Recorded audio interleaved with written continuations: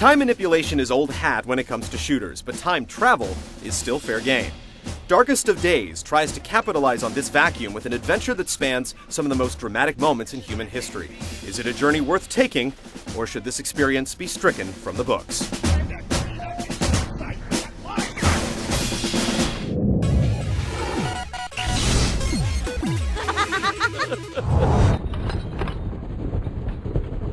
The story kicks off at the Battle of Little Bighorn during the American Civil War. You play as Alexander Morris, a Union soldier whose role in the battle is cut short by Indian cavalry.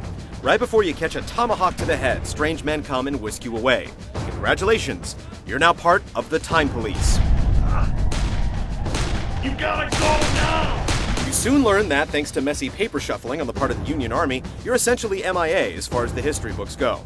This makes you a perfect candidate for Chronotech, a corporation from the future founded by the guy who invented time travel. As a Chronotech agent, you'll span the ages in an effort to preserve history. This often means shooting people from the past with weapons from the future. Lucky for you, this fact often seems lost on your victims.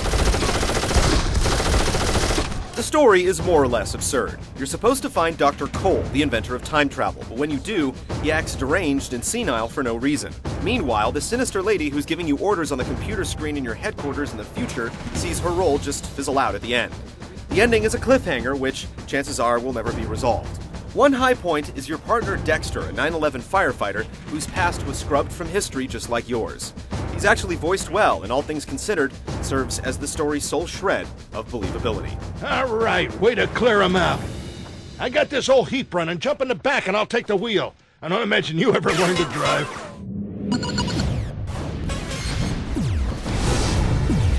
Stevens, it's Welsh. Where's Potter?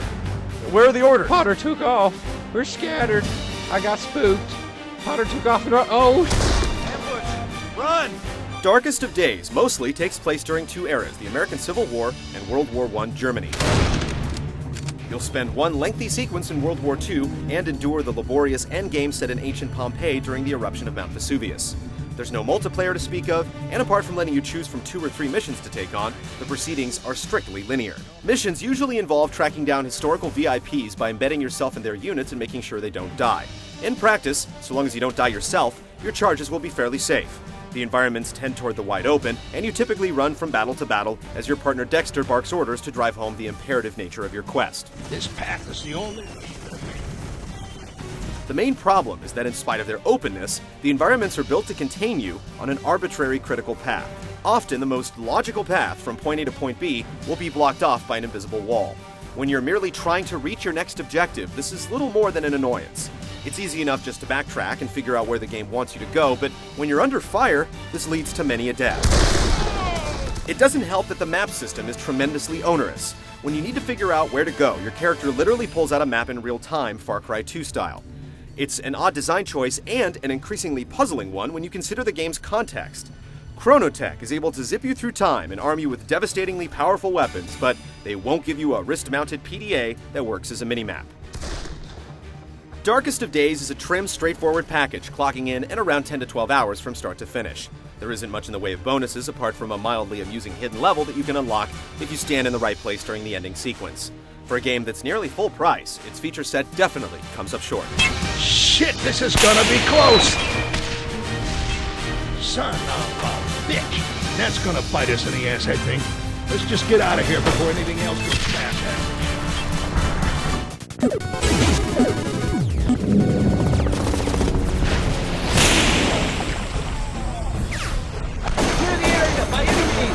If there's one thing that Darkest of Days gets right, it's the way that it communicates that old-fashioned rifles can be plenty deadly, even when you're armed to the teeth with futuristic weaponry. You'll be using this comparatively primitive stuff most of the time, and it can be interesting to experience the mechanics of a muzzle-loaded musket, given that shooters set before World War II are few and far between. There's even a sequence where the game flips the script and puts you up against a Civil War dude strapped with a future-era assault rifle, but ultimately the cool moments in Darkest of Days are fleeting. The game ends up running into most of the problems that can foil a shooter. The AI is usually utterly dumb, often taking several long seconds before it notices you're there.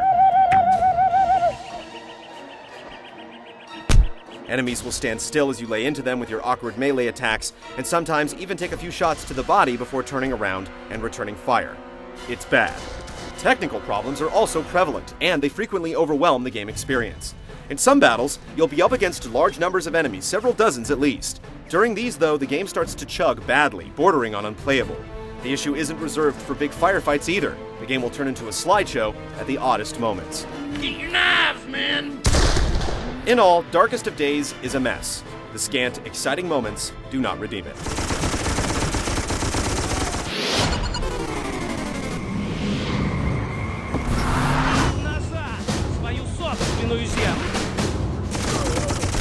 Darkest of Days suffers from a bare-bones presentation that often looks downright ugly.